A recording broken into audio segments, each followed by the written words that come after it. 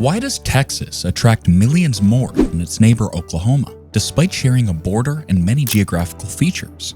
Well, from historical developments and economic opportunities to the impact of natural disasters, numerous factors contribute to this disparity. So, what historical, economic, and cultural elements have shaped these states so differently? Well, stick around to uncover the intriguing reasons behind this population gap. Historical background. Oklahoma boasts a diverse and long-established history that encompasses multiple indigenous groups as well as European settlers. Before European settlers came through, Oklahoma was inhabited by a bunch of historical Native American tribes, from the Osage to Wichita and Caddo, plus multiple others. They manifested in tribal designs, each of which had its own language and complex organization injustices, across its vast Great Plains on one end and dense forests at other. These tribes practiced farming, hunting, and trade along complex networks that stretched between indigenous groups across North America. Then, when European explorers arrived in the 16th century, they introduced sweeping changes to native populations. The first Europeans to explore the region were the Spanish, led by Francisco Vázquez de Coronado in 1541. But the French have been an enduring presence, attracted by the furs. The region was largely explored in the 17th century by French explorers and traders. It became part of New France, missing only one or two short-lived settlements before joining with Montreal to trade goods on its way up to Canada.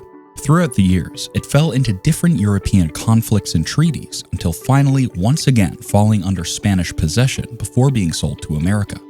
The acquisition of Oklahoma by the United States occurred as part of the Louisiana Purchase in 1803, a massive land deal between the United States and France. This acquisition more than doubled the area of the young United States, opening up huge new areas for perfection. But the expansion was equally catastrophic for the peoples who had always lived there. In the early 1800s, the US government passed a series of policies designed to force Native American tribes from land in states such as Georgia and Alabama, where they had been living for generations, on land that was east of Hay supported. And well, at the time, the US government policies in the early decades of the 19th century were designed to compel Native American tribes living east of the Mississippi River onto reservations west. This policy resulted in what is now known as the infamous Trail of Tears. The Trail of Tears was the collective name for a series of forced relocations by the United States government during the 1830s. This removal period included land from different Native American tribes, like Muskogee and Seminole, among others. These tribes were forced to abandon their lands and relocated to Indian Territory, a vast area that would become modern-day Oklahoma. It was a brutal, genocidal journey that resulted in many thousands of Native Americans dying from disease, exposure, and starvation. Upon development, it has now been the mother of many important effects. Texas, as we know well, got lots of white guys to move in really early and settle the land. By contrast, Oklahoma was mostly reserved territory for Indians forcibly relocated from other states. The Oklahoma land runs. Throughout the 1800s, there was mounting pressure from American settlers to make Indian Territory accessible for non-indigenous people. The lure of valuable resources and the promise of free land led to frequent trespassing in these territories. This reached a peak during the Oklahoma land runs, events where settlers raced to claim land, officially deemed as unassigned. The most significant of these occurred on April 22, 1889, drawing around 50,000 people who quickly claimed 2 million acres of land. Within just a few hours, towns such as Oklahoma City and Guthrie emerged, profoundly transforming the area's landscape and population. Following the land run, Oklahoma City and Guthrie experienced rapid growth, starting with a boom in construction and the swift establishment of businesses, schools, and other key institutions. Oklahoma City, benefiting from its strategic location, quickly became a bustling center for trade and commerce. The introduction of the railroad further propelled its growth by improving the transport of goods and people, enhancing its economic position. The land runs, though crucial for quick development of Oklahoma, had mixed effects. Positively, they allowed for the swift formation of communities and economic expansion, driven by the diverse settlers that they attracted. This influx led to necessary infrastructural developments like roads and railways, vital for Oklahoma's integration into the wider U.S. economy. However, these events had severe negative impacts as well. especially for the Native American tribes that previously relocated to these lands. The land runs violated treaties meant to protect native lands, causing further displacement and legal conflicts. The rushed nature of these events led to numerous land disputes among settlers due to overlapping claims and lack of clear regulations, creating a shaky foundation for future growth.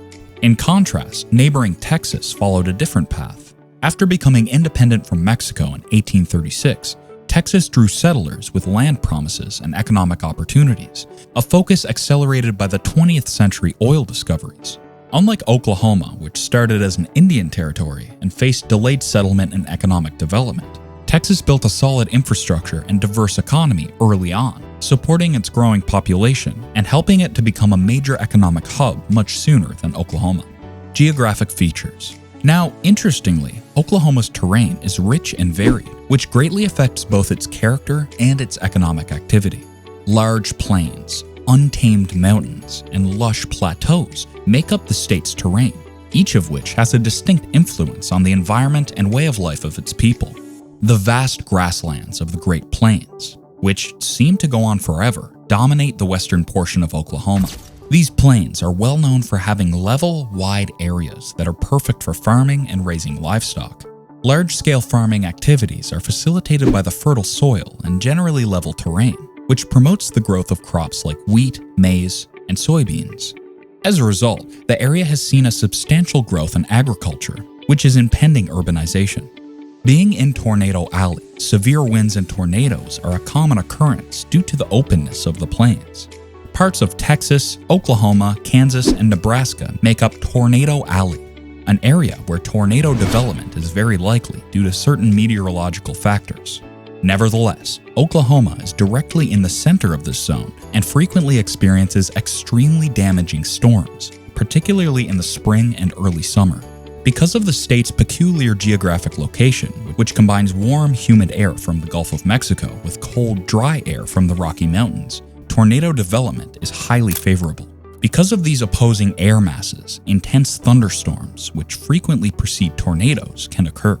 In response to this persistent threat, Oklahoma has developed extensive preparations for tornado preparedness and response. However, most individuals can't handle the psychological fallout from these natural disasters, so they would rather stay in Texas where the tornadoes aren't as strong.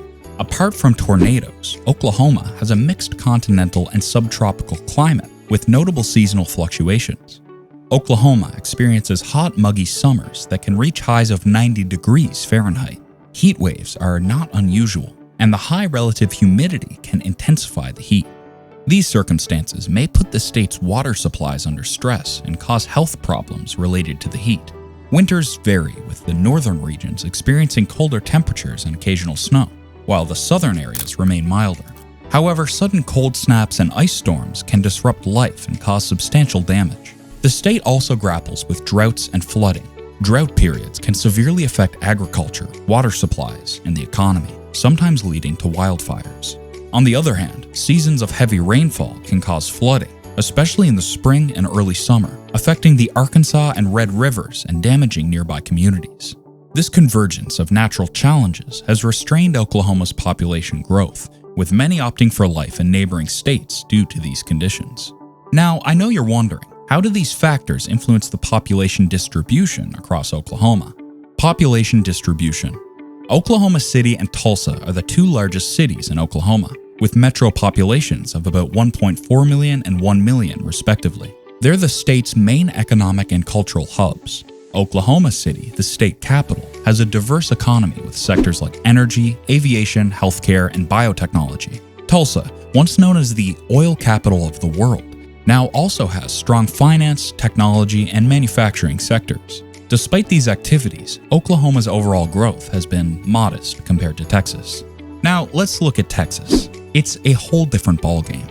Texas has several large metro areas with way higher populations and booming economic growth. Take the Dallas-Fort Worth Metroplex, for example. It's home to around 7.6 million people, making it one of the largest and fastest growing urban areas in the US. And then there's Houston, with about 7 million people. These cities are economic powerhouses with diversified economies that include energy, technology, healthcare, and international trade. Major corporations, extensive infrastructure, and significant investment in education and innovation make these cities magnets for businesses and workers. Modern growth trends only highlight these differences more. Texas keeps attracting businesses and workers with its favorable economic climate, which includes lower taxes, business-friendly regulations, and big investments in infrastructure and education. This dynamic environment is perfect for companies and individuals looking for opportunities. Plus, Texas's large and diverse job market offers a wide range of employment opportunities, driving population growth. However, in all of this, Oklahoma is making strides to improve its economic conditions, but it still faces challenges in matching Texas's economic dynamism. Efforts to diversify the economy and attract new industries are ongoing, but historical and structural limitations pose hurdles. The slower pace of economic development means fewer opportunities for substantial population growth compared to the rapid expansion seen in Texas. So now, what are your thoughts on why so few people live in Oklahoma as compared to Texas? Do you think Oklahoma will see more growth in the future? Comment below and let us know. If you enjoyed this deep dive in Oklahoma, give this video a thumbs up and subscribe to our channel for more intriguing videos like this one.